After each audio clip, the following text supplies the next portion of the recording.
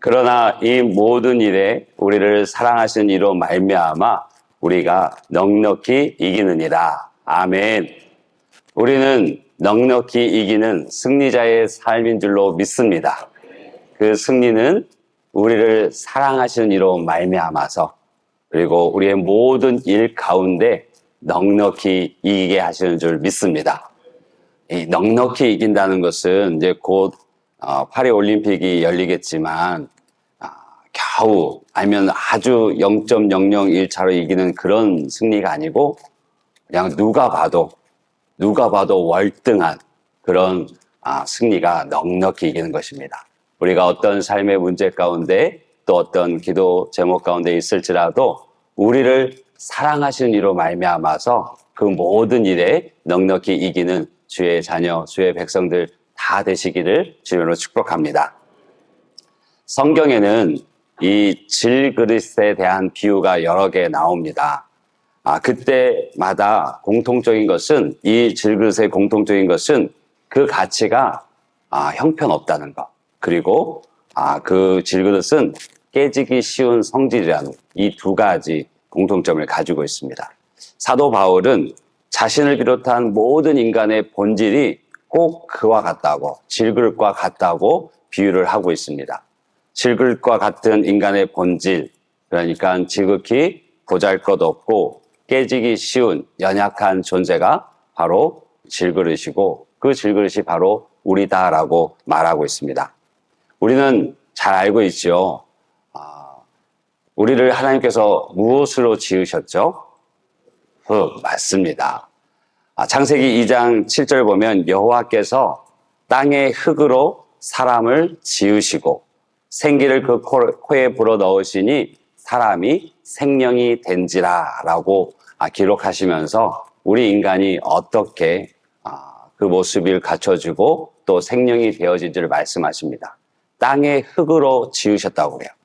이 흙이라는 원어가 아파르라는 단어인데요. 그것은 티끌, 먼지, 재라는 뜻입니다. 즉, 우리 인간의 이 구성된 몸은 흙과 같이, 즉 먼지와 티끌과 같이 아무 가치 없는 무가치한 것으로 만들어졌고, 그것에 주의 영이, 주의 생기가 불어감을 통해서 생명, 그리고 우리 사람이 되었음을 말하고 있습니다. 그런데 그렇게 가치 없는, 그리고 그렇게 깨지기 쉬운 연약한 존재에 무엇이 담겨 있다고 말씀하십니까? 보배가 담겨 있다고 말씀하십니다. 그 보배는 또 무엇입니까? 6절을 보면 설명되어 있습니다. 어두운 데 빛이 빛이다 말씀하셨던 그 하나님께서 예수 그리스도의 얼굴에 있는 하나님의 영광을 아는 빛을 우리 마음에 비추셨느니라 라고 하시면서, 그 보배가 예수 그리스도의 얼굴에 있는 하나님의 영광을 아는 빛이라고 분명하게 말씀하고 계십니다. 예수 그리스도의 얼굴에 있는 그 하나님의 영광에 아는 빛은 복음을 얘기해요. 즉 예수로 말미암은 복음. 그래서 복음 그 자체가 또 예수 그리스도시죠. 또 예수 그리스도는 하나님의 형상입니다. 그래서 하나님의 형상된 예수 그리스도, 그 예수 그리스도가 곧 복음이시고, 그 복음의 빛이 성령을 통해서 우리에게 비추어졌다라고 말씀하셨던 것은 질그릇, 깨지기 쉬운 그 질그릇 같은 우리 인생에 그 삼위일체 하나님이 보배되어져서 담겨졌다는 뜻입니다. 그래서 질그릇에 담긴 보배는 질그릇 같은 우리 인생에 그 삼위일체 하나님이 함께 하신다라는 의미입니다. 여러분, 사도 바울이 어떻게 주님을 만나는지 기억하실 거예요. 믿는 자들을 붙잡기 위해서 다메섹으로 가던 길에 정오보다 더 밝은 빛에 휩싸이게 되어집니다. 그 강렬한 기억이 그 사도 바울이 있는데, 바울은 자신이 경험했던 그 빛을 오늘 고린도후서 4장 4절에서는 그리스도의 영광의 복음의 광채라고 표현하고, 6절에서는 우리가 같이 읽었듯이 예수 그리스도의 얼굴에 있는 하나님을 아는, 하나님의 영광을 아는 빛이라고 말하고 있습니다. 즉 사도 바울이 다메섹으로 가는 길에서 그 빛 가운데 그 빛 대신 주님을 만나고, 그로 인해서 그의 존재와 삶의 목적, 삶의 방향이 이전과는 전혀 다른 삶이 되어졌습니다. 예수님을 모르던 때와는 비교할 수 없는 전혀 다른 모습으로 달라졌습니다. 질그릇에 담긴 보배가 그의 인생을 그렇게 인도하였고 또 그 인생은 그렇게 하나님 앞에 들려지는 인생이 되어졌습니다. 여러분, 이 말씀에서 조금 이상한 걸 발견하지 못하십니까? 보배가 그 삼위일체 하나님이고 그 인생을 바꿀 만한 가치 있는 귀한 것이라면 어찌 질그릇에 담겨 있을까? 세상 사람들은 보배를 보배함에 넣습니다. 보석을 보석함에 넣습니다. 보배는 보배에 걸맞는 그릇, 또 보배 수준에 어울리는 상자에 담기 마련이고 뿐만 아니라 그 보배를 확실하게 보관할 수 있는 잠금 장치가 있는 보배 상자에 넣는 것이 맞습니다. 그런데 예수님께서는 오늘 바울 사도는 뭐라 얘기하냐면 그 보배를 질그릇된 우리에게 담으셨다고 말씀하고 있어요. 질그릇된 우리 가운데 그 질그릇은 가장 가치 없고 가장 값싸고 가장 부서지기 쉬운 그릇인데 누구도 귀하게 여기지 않는데 그래서 세상 사람들은 보배 상자에 보배를 담기 마련인데 보배이신 예수님이 보배이신 하나님이 보배이신 성령님이 질그릇 같은 우리 인생 가운데 찾아와 주셔서 우리 안에 담겨 계신다라고 말씀하고 있는 것입니다. 이것이 은혜인 줄로 믿습니다.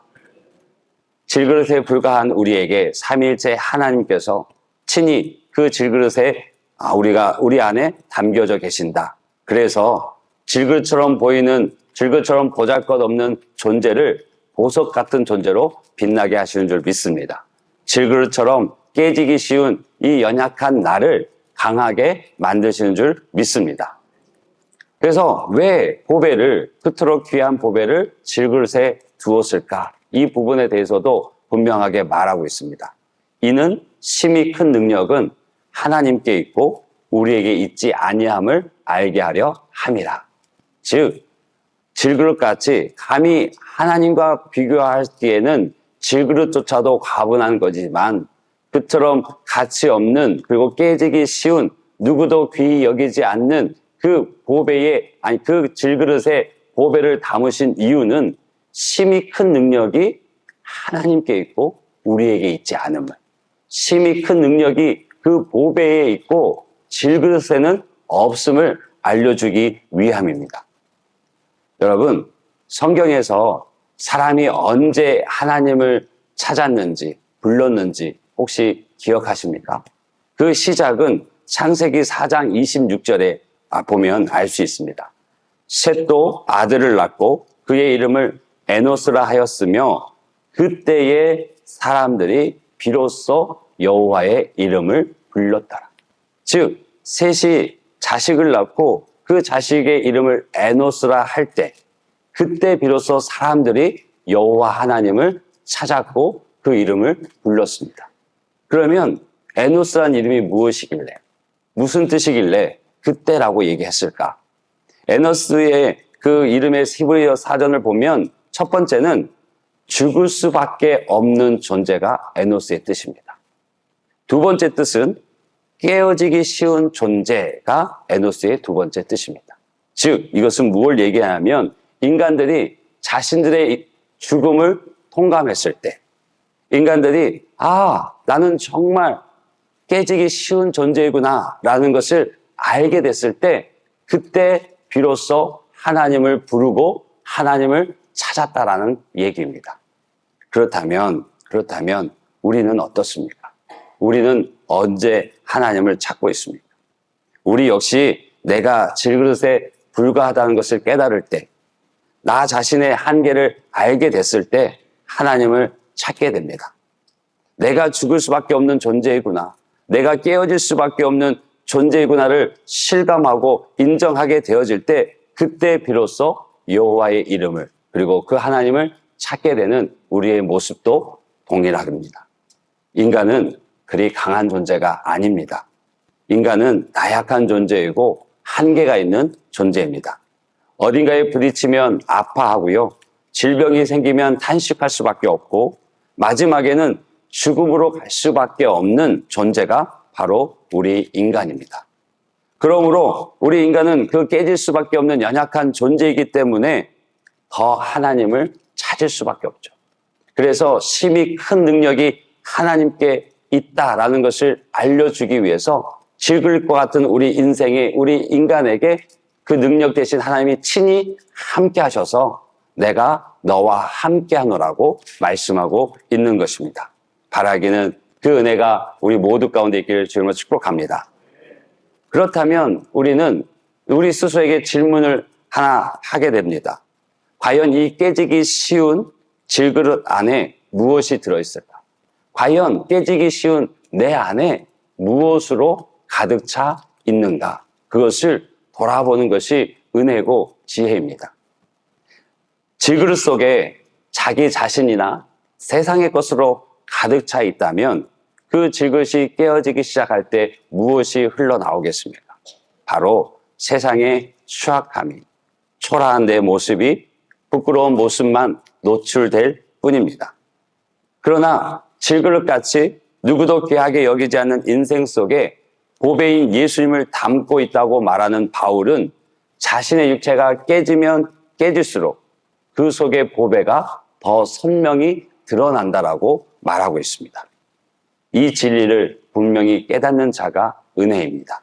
우리가 삶의 어려움 속에, 육체의 아픔 속에, 또 관계의 깨어짐 속에 우리 안에서 흘러나오는 것, 내 입을 통해서, 내 표정을 통해서 우리는 내 안에 보배가 계셨는지 아니면 다른 그 무엇이 내 마음에 있었는지를 보게 되어지고 보여지게 됩니다. 바라기는 우리 안에 예수가 계심을, 우리 안에 보배가 있음을 분명히 하고 채워가는 우리 인생 되시기를 주님으로 축복합니다.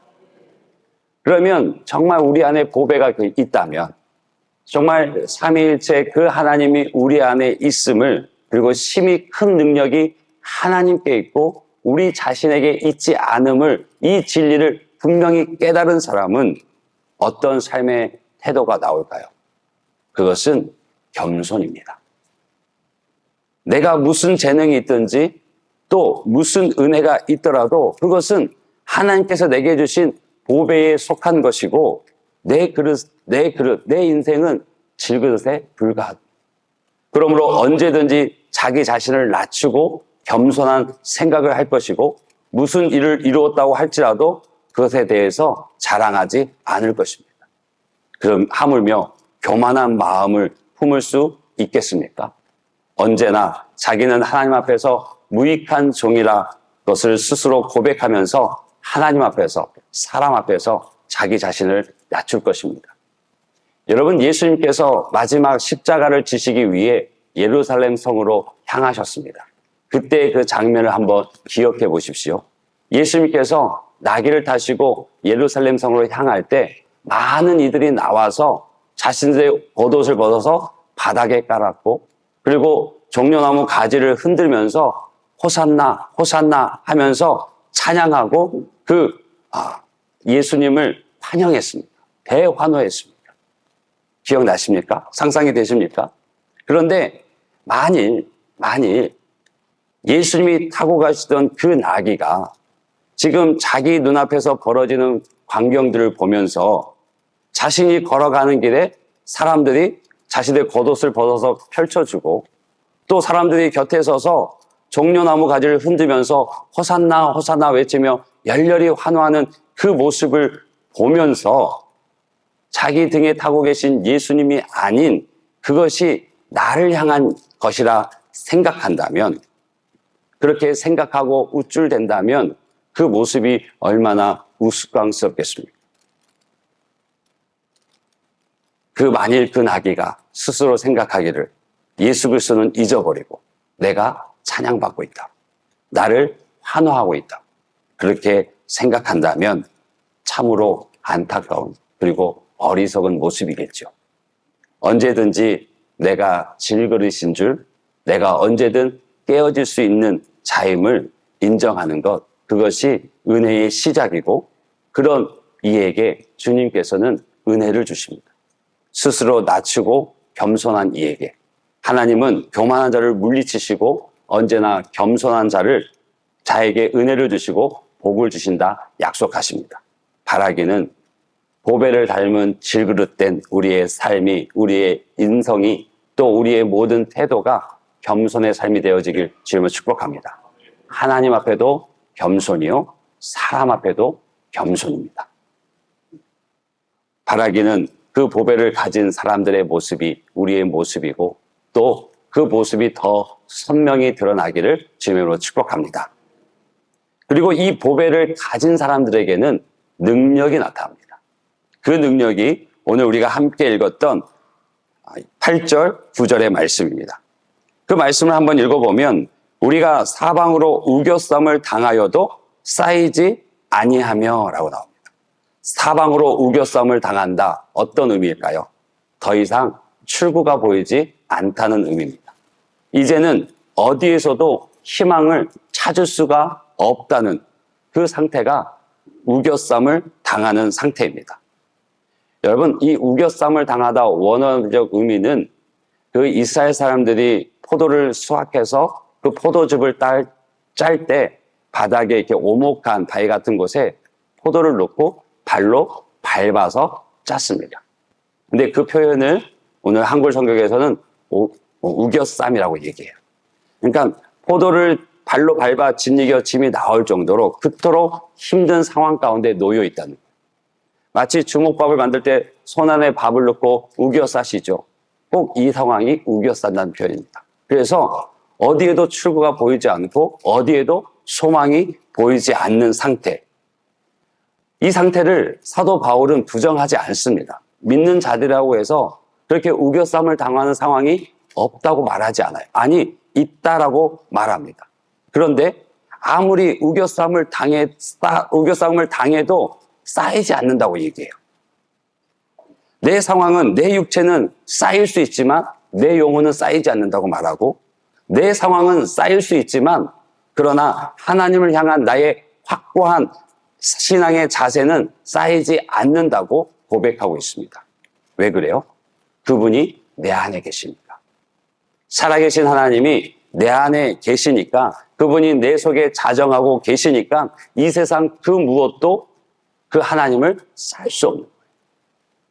살아계신 그 하나님이, 영원하신 그 하나님이, 전능하신 그 하나님이 내 안에 계시기에 세상의 삶의 피조물된 제한된 그 무엇이 그것을 살 수 없다라고 고백하고 있는 것입니다. 여러분, 세상에 있는 그 무엇이 하나님을 살 수 있습니까? 없습니다.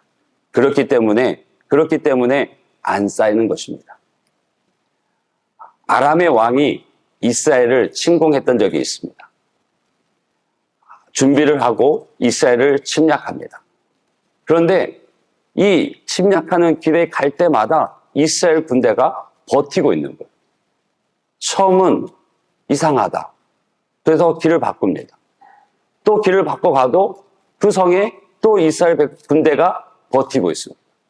또 길을 바꿔도 또 버티고 있어요. 너무 이상하고 또 두렵기까지 하고 불안해까지 합니다. 그리고 고민합니다. 어떻게 이런 일이 있을까? 우리가 알리고 선전포고하고 전쟁을 하러 가는 것도 아닌데 이스라엘 땅을 공격하러 가고 있는 그 길마다 이스라엘 군대가 버티고 있는 것이 너무나 이해가 되지 않습니다. 그래서 고민합니다. 그리고 신복들을 불러 모아서 얘기합니다. 분명 이것은 우리 중에 배신자가 있다. 우리 중에 밀정이 있다. 우리의 공격 루트를 알려주는 스파이가 우리 군대, 우리 안에 있다. 그를 찾아내라. 라고 얘기합니다. 그랬더니 그 중에 신복 중에 한 명이 왕에게 얘기합니다. 왕이시여, 우리 중에 스파이가 밀정이 있어서 그런 것이 아닙니다. 저 이스라엘 땅에는 선지자 엘리사가 있습니다. 그가 하나님으로부터 미리 우리의 갈 길을 듣고 방비하고 있는 것입니다. 그렇게 알려줘요. 그러자 이 아람 왕이 그래? 그러면 그를 잡아라. 그를 잡아와라. 라고 명령을 내립니다. 그래서 열왕기하 6장 14절에 왕이 이에 말과 병거와 많은 군사를 보내매 그들이 밤에 가서 그 성읍을 에워쌌더라. 뭐예요? 엘리사가 있는 그 성을 많은 군대를, 수많은 병력들을 보내서 에워쌌습니다. 그를 잡기 위해서. 아침에 게하시, 그 엘리사의 사환 게하시가 눈을 떠서 그 광경을 봅니다. 어느새 모든 병력들이, 그 아람의 군대가 자신들이 머물고 있는 성을 에워싸고 있는 것을 봅니다. 누구 하나 도와줄 사람이 없어요. 그러자 그 입에서 나온 게 무엇이냐면 아 하고 탄성이 나옵니다. 그리고 내 주여, 선지자여, 이 일을 어떻게 합니까? 그 말은 무슨 뜻이에요? 다 끝났습니다. 우리는 더 이상 어찌 해볼 도리가 없는 것 같습니다라고 절망하는 거예요. 절망할 수밖에 없는 그 상황. 그 상황은 우리 가운데도 주어집니다. 근데 절망할 수밖에 없는 그 상황에서 우겨쌈을 당하는 그 상황에서 게하시는 이미 우겨쌈 속에 빠져 있어요. 그때 엘리야는 이야기합니다. 너하고 나하고 함께 있는 자들이 저들보다 더 많다. 게하시가 아무리 둘러봐도 없습니다. 엘리사하고 자기밖에 없어요. 자기를 도와줄 우군의 어떤 저 멀리 달려오는 깃발도 보이지 않고 아무것도 보이지 않아요. 그런데 엘리사가 이렇게 얘기합니다. 열왕기하 6장 17절 보면 기도하여 이르되 여호와여 원하건대 그의 눈을 열어서 보게 하옵소서 하니 여호와께서 그 청년의 눈을 여심해 그가 보니 불말과 불병거가 산에 가득하여 엘리사를 둘렀더라. 아멘. 아람 군대보다 더 많은 불말과 불병거가 엘리사와 게이사와 함께 있음을 드디어 보게 되어지고 또 그 많은 불말과 불병거가 지금 누구를 어떻게 하고 있습니까? 엘리사를 둘러싸고 있어요. 질그릇 같은 존재인 그 엘리사, 깨지기 쉬운 그 엘리사, 그 엘리사를 수많은 불말과 불병거가 가득하여서 둘러싸고 있습니다. 하나님께서 당신의 능력으로 엘리사를 품고 계신 것입니다. 엘리사는 이것을 알았습니다. 그리고 하나님은 결코 쌓이지 않는 분이심을 또한 그는 알았습니다. 바라기는 우리의 믿음이 그 엘리사의 믿음이 되어지길 주님을 축복합니다. 아무리 헤어날 길이 없어 보이고 소망이 없어 보이는 그곳에도 하나님께서 함께 하심을 보고 선포하는 그리고 나아가는 저와 여러분 되시길 주님을 축복합니다. 두 번째는 답답한 일을 당하여도 낙심하지 아니합니다. 낙심한다, 마음이 떨어진다, 절망한다는 뜻입니다. 답답한 일을 당하여도 절망하지 않는데요. 6절을 보니까 그 이유가 나옵니다. 예수는 빛이시라고 얘기해요. 빛은 어둠에서 빛으로, 절망에서 소망으로 인도하는 빛은 바로 예수님이십니다. 그 예수님 안에서 그 빛 가운데 나를 답답하게 하는 그 일들을 보니 어떤 고백이 나오냐면 로마서 8장 18절 같이 현재의 고난은 장차 우리에게 나타날 영광과 좋게 비교할 수 없도다. 살아가면서 답답한 일이 얼마나 많습니까? 그런데 그 답답한 일들 가운데 그것을 하나님 안에서 그 빛 가운데서 바라보게 되어지니까 지금 내가 당하는 이 고난은 장차 나에게 나타날 그 영광과는 비교도 할 수 없는, 그러니까 이 작은 고난, 내 눈에는 커 보였던 고난이었지만 주님 안에서 보니까 그 고난이 작아 보이는 거예요. 즉 문제보다 크신 하나님을 보게 되는 거죠. 그래서 어둠에서 빛으로, 절망에서 소망으로 나아가게 되는 줄로 믿습니다. 그래서 그 어떤 상황도 나를 힘들게 할 수는 있지만 나를 절망케 할 수는 없다라고 고백하는 겁니다. 답답한 일을 당해도, 하소할 것이 없어도, 미칠 것 같은 무기력에 시달려도, 그러나 나를 절망케 할 수는 없습니다. CCM 작사가인 박용주 씨가 질그릇에 담긴 보배라는 책에서 이렇게 고백합니다. 자신에 대한 무력감은 그리스도를 붙잡는 재료이다. 무력감은 느끼기 싫지만 느끼지 않을 수 없는 것이고 또 느껴야 한다. 그래야 우리는 그리스도를 의지한다. 하나님은 그렇게 우리를 이끌고 계신다라고 얘기합니다. 여러분, 너무도 약하고 약한 나이기에 하나님이 필요합니다. 큰 능력이신 주님이 우리에게 필요합니다.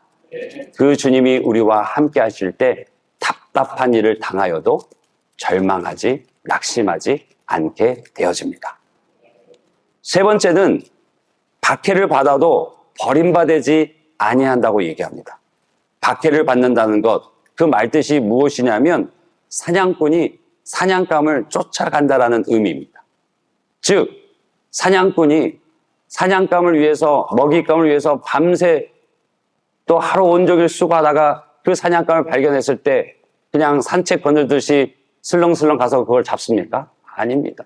사력을 다해서 달려가서 그것을 잡습니다. 마치 맹수가 먹잇감을 쫓아서 혼신의 힘을 다하듯이 그렇게 사냥감을 쫓습니다. 그런 상황 속에서도 그런 박해가 있다 할지라도 나는 버림받지 않는다고 말합니다. 나는 그것에 먹잇감이 되지 않는다라고 고백하고 있는 것입니다. 박해를 받는다. 살 소망이 끊어졌다는 얘기입니다. 그렇게 집요하게 어려운 가운데 산을 넘었더니 또 다른 산이 있고 산 넘었더니 또 산이 나고 그래서 그렇게 힘든 삶 속에 살 소망이 끊어지고 삶의 두려움에 쌓여 있는 것. 그래서 나 존재 자체도 마치 버려진 인생 같은 것. 그것이 박해를 받아도의 의미입니다. 여러분, 우리는 사도 바울 하면 어떤 생각이 드세요? 사도 바울, 위대한 사도, 이방인의 그 선교의 문을 연 그리고 그 복음의 확장을 이루었던 사도, 대단한 분. 근데 그 대단하다 그리고 큰 하나님의 일을 이루었다는 그 인정 속에 혹시 이런 마음은 있지 않으십니까? 사도 바울이니까. 사도 바울이니까. 마치 사도 바울은 우리가 영화에서 이렇게 즐겁게 보는 어벤져스, 그렇죠? 뭔가 탁월한 능력, 특별한 능력, 맞아도 안 아프고 엄청 빠른 빛의 속도로 달려가고 감히 비교할 수 있는 엄청난 힘이 있는 초인적인 사람으로 생각하는 그 마음은 있지 않으십니까? 사도 바울이니까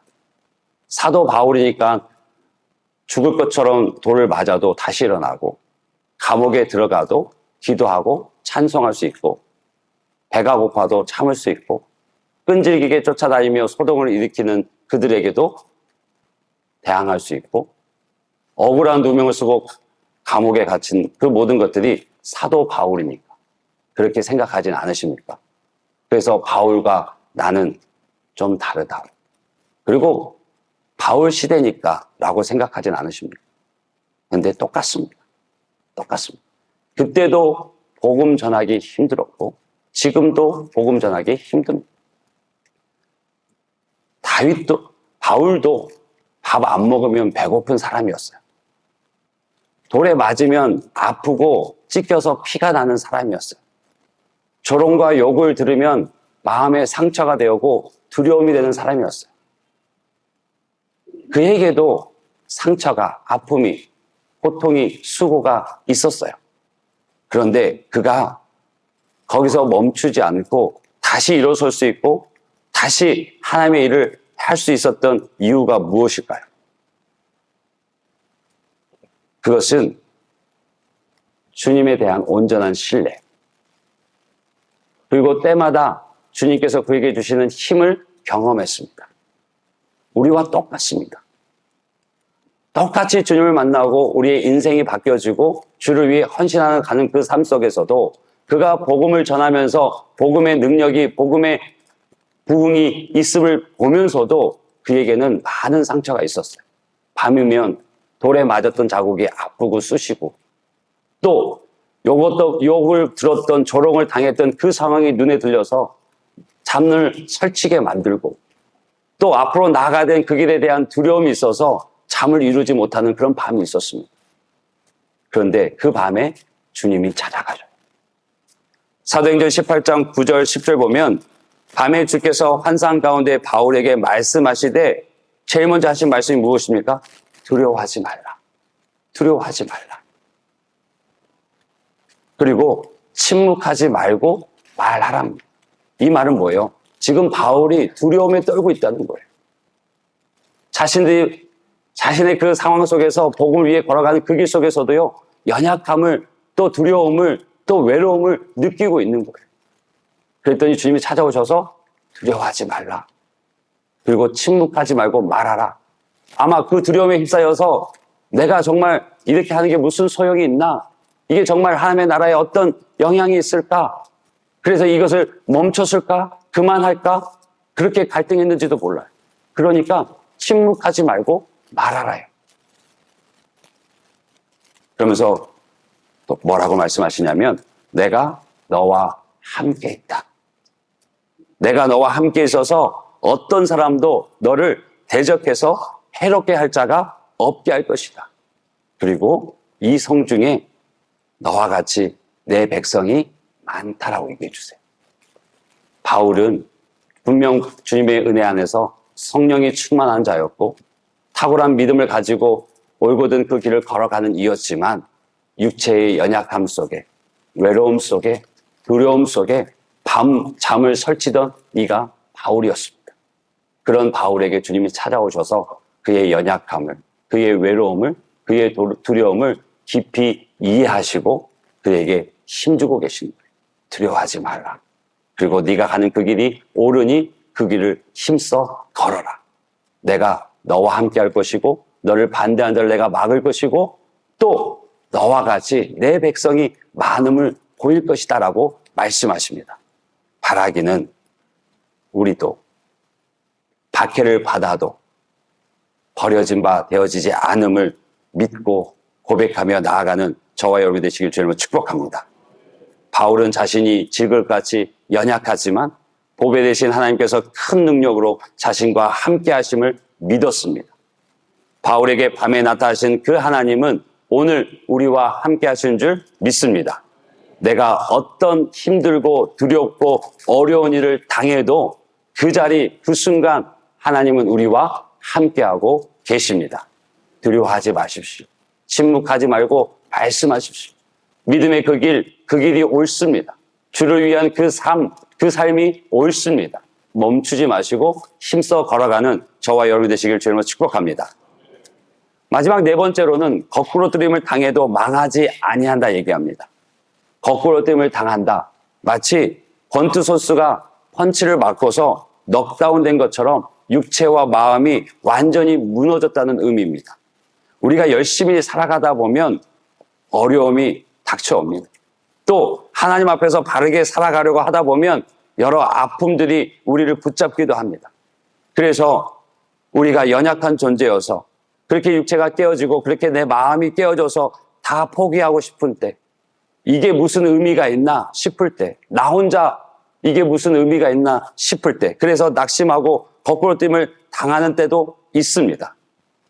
슬퍼하고 우울해하기도 하고 또 낙심하고 절망하고 또 그러다 마음까지 공허해지면 모든 것을 포기하고 죽음까지 생각하는 것이 우리 인생의 모습입니다. 그래도 끝난 것이 아닙니다.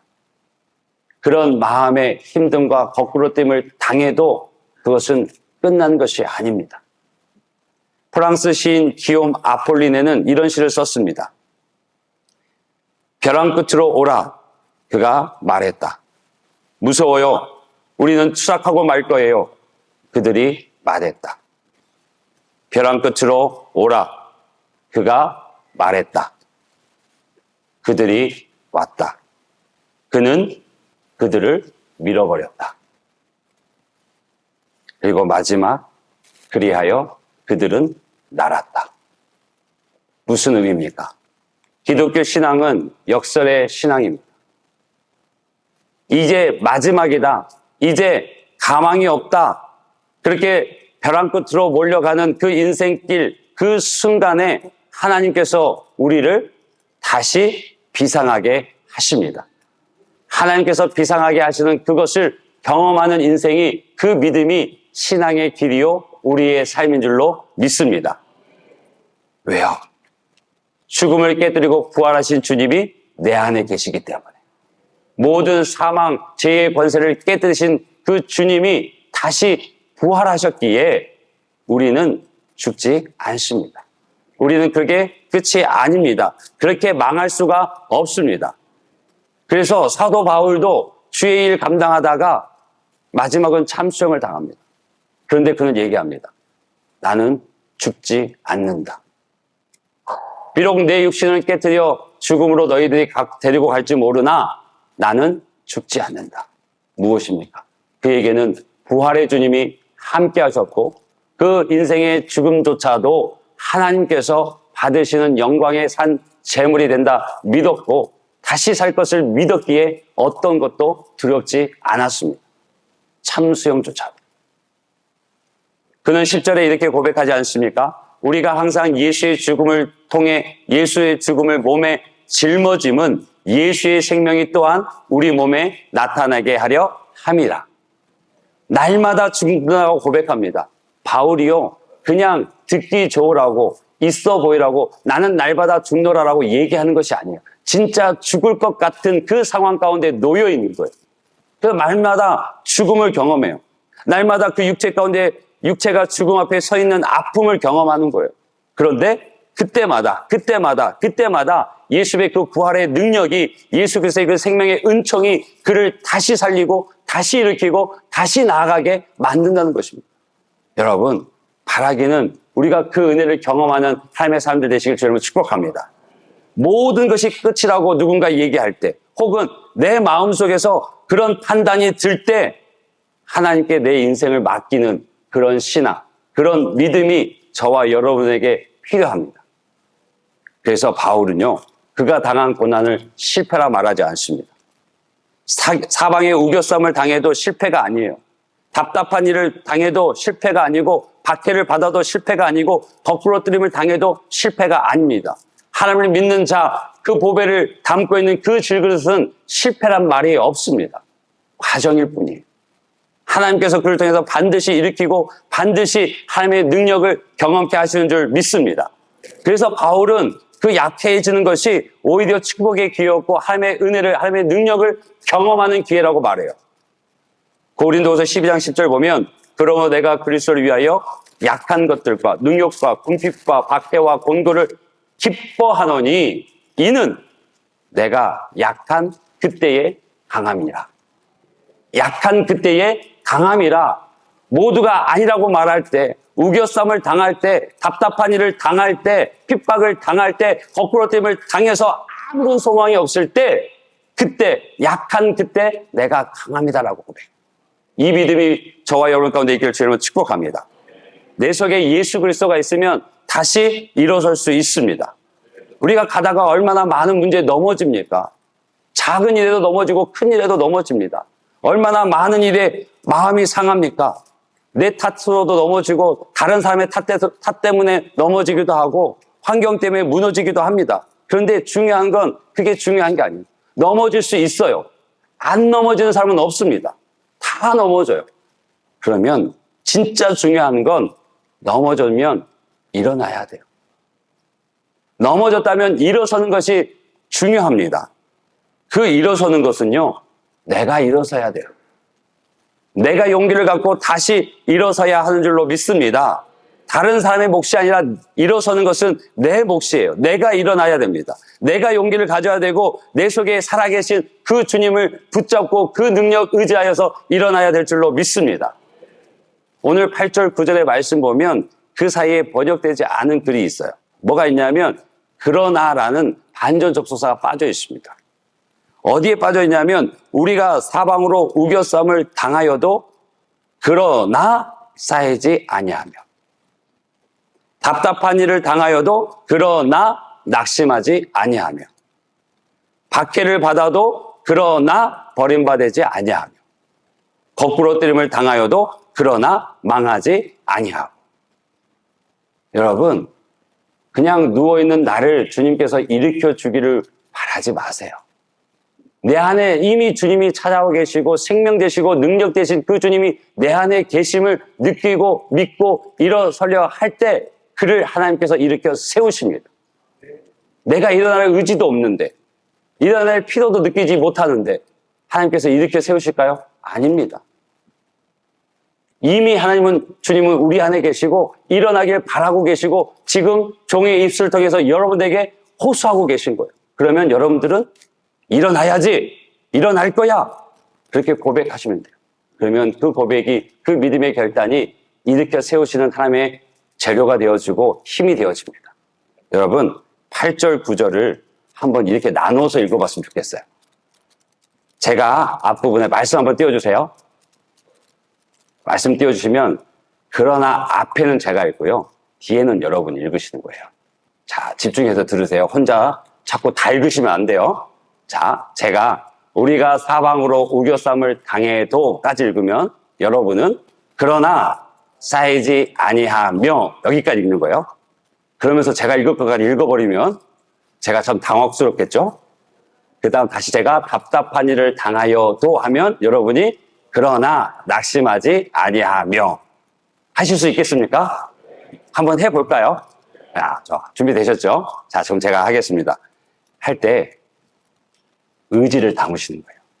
내 안에 계신 그 주님을 느끼면서 내가 의지적으로 그 믿음의 주님을 붙잡고자 고백하고 선포하고 나아가는 겁니다.